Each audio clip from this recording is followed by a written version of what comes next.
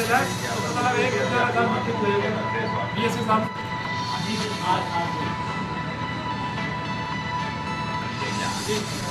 अभी आपने देखा होगा कि प्रदेश सरकार ने पूरे प्रदेश में बहुत से विद्यालयों को बंद कर दिया है। छात्र संख्या की कमी बता करके तो अशोक सेना के लोगों ने इस पर बहुत अध्ययन किया, गहरा अध्ययन किया कि आखिर इन विद्यालयों में छात्र संख्या कम क्यों हो रही है। इस पर हम लोगों ने गहन अध्ययन किया तो हम लोगों ने शिक्षा क्रांति अभियान चालू किया है और इस दौरान हम लोग जनता के बीच जाएंगे। जब सरकार उस कार्य को न कर रही हो तो सबसे बड़ी मालिक है जनता। भले हमारे प्रधानमंत्री हो, मुख्यमंत्री, कुछ भी हो, इस देश की जनता मालिक है। तो हम लोग जनता के बीच जाएंगे, जो ये हमारे बिंदु हैं, इन बिंदुओं पर चर्चा करेंगे और चर्चा करने के बाद जो भी बात निकल आएगी उसके आगे हम लोग आंदोलन तय करेंगे। जैसे हम लोग शिक्षा क्रांति अभियान की शुरुआत 11 सितंबर से महोबा से करेंगे और उसके बाद जनता की राय जानने के बाद हम लोग संविधान दिवस 26 नवंबर को विधानसभा पर प्रदर्शन कर सकते हैं अगर सरकार ने इस पर गौर नहीं किया। ये हमारे बिंदु हैं।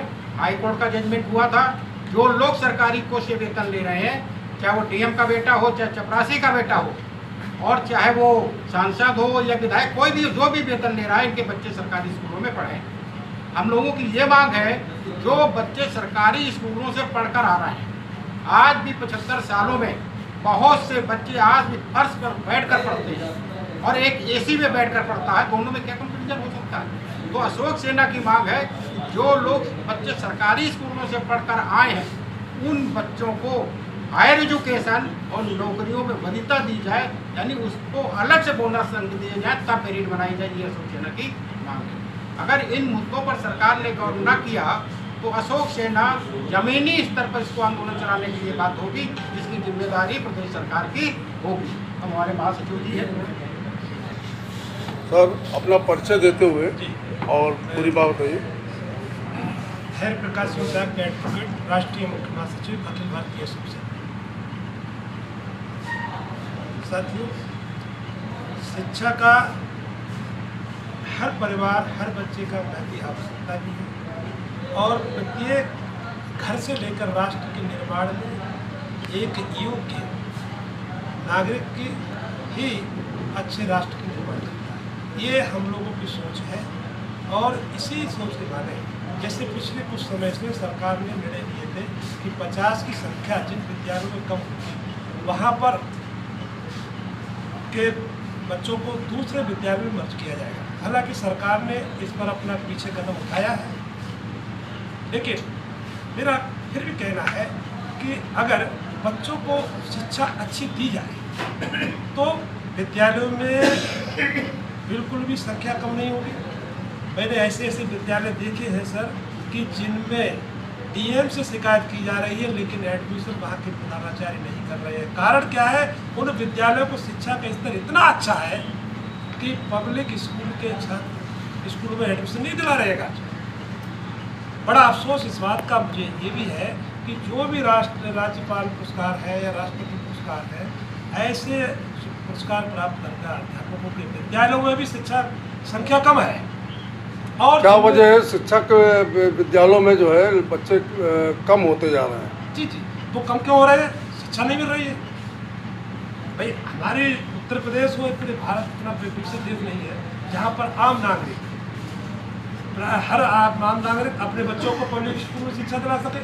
ऐसा नहीं। गरीब के बच्चे ज़्यादा है, उनका प्राथमिक स्तर पे ही गांव में दूर है विद्यालय, नहीं जा पा रहे। छोटे बच्चे अपने स्कूल प्राथमिक स्कूल में जाएंगे और वहाँ पर शिक्षा दी नहीं गई। अगर उनको शिक्षा ही नहीं दी गई तो मजबूरन वो क्या करेगा?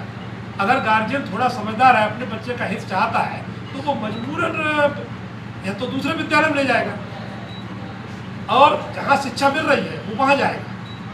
अगर हम लोगों को भी अगर अच्छी चीज़ मिले गई, पानी एक गंदा है, एक साफ पानी थोड़ी दूर है, तो दूर पर पानी देंगे ना। इसीलिए मेरा कहना है कि अगर सरकार शिक्षा अच्छी दिलाती है, मेरा मुख्य मकसद है बच्चों को शिक्षा अच्छी दिलाती है और शिक्षा जब दिलाएंगे तो स्कूल जो बंद हो रहे हैं वो नहीं होंगे। दूसरी तरफ आप देखिएगा, तो इसको आप क्या कहाँ तक देख रहे हैं? शिक्षक क्या इस पे गलती आ रही है, गार्जियन की आ रही है, सरकार की आ रही है? नहीं, तीनों का आ रहे हैं। मैं तो सरकार को मानूंगा, सरकार के अधीन ही तो शिक्षक है। पूरा विभाग किसके अधीन है? शिक्षक के। अब शिक्षक की आप कहेंगे गलती क्यों है?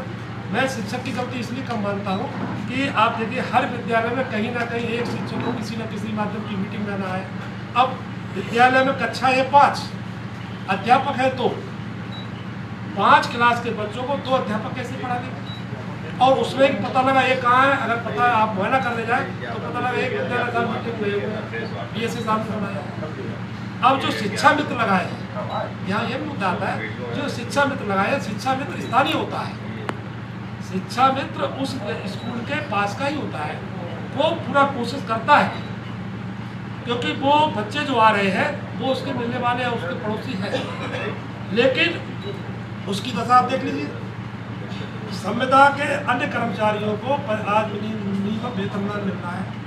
चाहे आप राजस्व विभाग में ले लीजिए, किसी विभाग में ले लीजिए, संविदा के कर्मचारियों को मिनिमम वेतनमान जो 21,000 से कम समथिंग है। और शिक्षा पर कितना दे रहे हैं? शिक्षा भाई हमको वो पूरा ड्यूटी कर रहा है कितना? जो आपका सरकारी कर्मचारी उससे बेहतर ड्यूटी कर रहा है।